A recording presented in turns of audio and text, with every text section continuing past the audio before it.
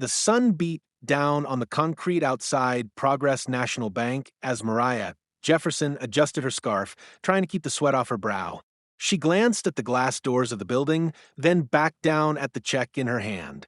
It was crisp, freshly mailed, and made out for $1,250, her final paycheck for 3 months of consulting work with a local education nonprofit.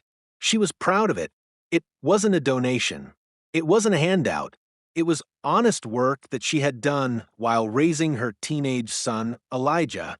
Mariah stepped into the air-conditioned lobby, careful to wipe her shoes on the mat before stepping onto the polished tile floor. A few people sat in chairs, looking down at their phones. Behind the teller window stood a young white woman with sharp cheekbones and a bored look in her eyes. Her name tag read, Samantha.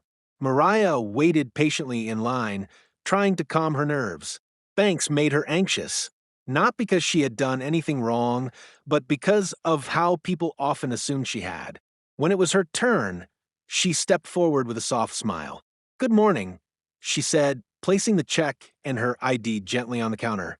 Samantha barely glanced at her. "Deposit or cash?" "Deposit, please. Into my checking account." Samantha picked up the check, flipped it over, and gave it a long stare. Her lips curled into a smirk. "This doesn't look right." Mariah blinked. "Excuse me?" "This check looks fake," Samantha said, holding it between two fingers like it was a used tissue. "What kind of company writes checks like this?" "It's an education nonprofit, Children's Rise."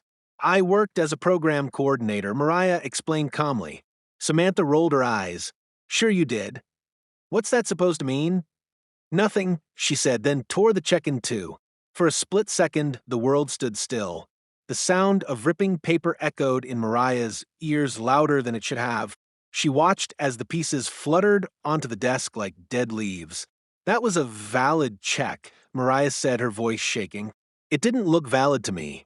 "You can call them and ask for a real one next time," Samantha said, dismissively tapping at her keyboard. "You didn't even verify it. You didn't call. You didn't check my account history. I've banked here for years." "Ma'am, I don't have time to argue. I have other customers." "Other customers." Mariah turned around. The waiting area was empty. "I want to speak to your manager." "He's in a meeting. You can file a complaint online." Mariah stood there for another moment, too stunned to speak. Then, wordlessly, she picked up the ripped pieces of the check and turned away. Her heart was pounding as she walked back through the lobby, but something caught her. A giant advertisement above the waiting chairs. It was a full-color poster for Progress National's Community Investment Program. A group of teenagers smiled proudly beneath bold letters that read, "Investing in Tomorrow's Leaders," and in the center of the poster was her son, Elijah Jefferson, his bright eyes, wide grin, and unmistakable curly hair, wearing the same red blazer he'd worn when he gave his student speech at the state STEM convention. He had won the city's Rising Scholar Award and had been chosen as the face of the bank's new campaign just 3 weeks earlier. Mariah turned back toward the teller window. Samantha was now sipping her iced coffee and texting on her phone. With calm, deliberate steps, Mariah walked right back to the counter. Samantha looked up. "I already told you." Mariah pointed toward the poster. "That's my son." "What?" "The boy in the ad you've got hanging on your wall. His name is Elijah Jefferson. He's a math prodigy, a scholarship winner, and a national science finalist. He's also the reason your bank's diversity campaign is getting nationwide praise." Samantha stared, blinking in confusion. "That check you ripped up? It was helping pay for our flight to DC, so he can accept his award from the National Science Consortium." A long silence hung between them. Then Mariah leaned forward, her voice steady. "Maybe next time you look at someone like me and assume you know their story, you should look around your own lobby, because we're already on your walls." And with that, she walked out of the bank, her head held high. That afternoon, the bank lobby was buzzing. A young man who had witnessed the entire incident and recognized Elijah from the ad had filmed part of the interaction and posted it online. By nightfall, the video had over 800,000 views. The caption read, "Bank teller rips up check from Black Mom, then realizes her son is their poster child." The reaction was swift. Progress National's Instagram comments filled with angry responses. People tagged news outlets, civil rights groups, and local officials. Screenshots of Elijah's face on the ad were plastered next to images of Mariah at the counter. The public was furious. At 8:34 p.m., Mariah's phone rang. The caller ID read unknown. She hesitated, then answered. "Ms. Jefferson," a man's voice asked. "This is Alan Vega, Regional VP of Progress National. First and foremost, I owe you and your son the deepest apology." Mariah stayed silent. "We're horrified by what happened today. It violates our core values and our code of conduct. The teller involved has been placed on administrative leave while we investigate. That video, it's unacceptable."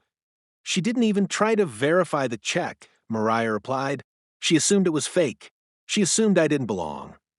"I understand," Vegas said, "and we want to make things right.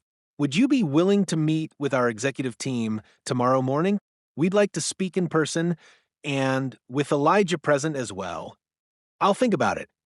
"Please do. We're prepared to issue a formal apology, reimburse your payment with interest, and discuss a broader role for your family in our community programs." Mariah hung up the phone and looked across the living room. Elijah sat on the couch, headphones in, flipping through his notes for the ceremony. He had no idea what had happened that day. The next morning, Mariah and Elijah were escorted into the top floor of the Progress National headquarters. This time, the smiles were real, not forced. The receptionist stood up to greet her. A senior manager offered her coffee and pastries. They were taken to a glass-walled boardroom where 5 executives waited. "We owe you more than an apology," Alan Vega said. "You've helped expose a blind spot we didn't realize we still had, and we're not going to ignore it." He handed her a new check, this time for $10,000. Not just the $1,250 she'd lost, but restitution for emotional distress, public humiliation, and bank error. "But that wasn't all. We'd also like to invite you to be our new community equity consultant," Vega added. "You'll help us build better systems, safer ones, more just ones."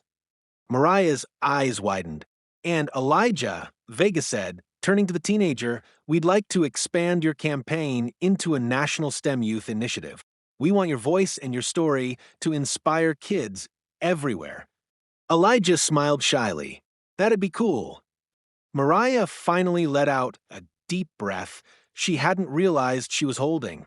Not because she needed the recognition, but because for once, someone had seen her. Fully. Not just as a woman. Not just as a mother. But as a person who mattered. Chapter 4. 1 week later, the new campaign launched nationally. Progress isn't a poster. It's a promise. That was the slogan, printed beside a photo of Mariah and Elijah standing side by side. Mariah was no longer in the shadows. She was centered, proud, strong. And Elijah? He was the boy who made America pause and think. At a televised ceremony in D.C., Elijah spoke at the podium. "When people look at my mom, they don't always see what I see," he said. "They don't see how hard she works, how strong she is. But I see her.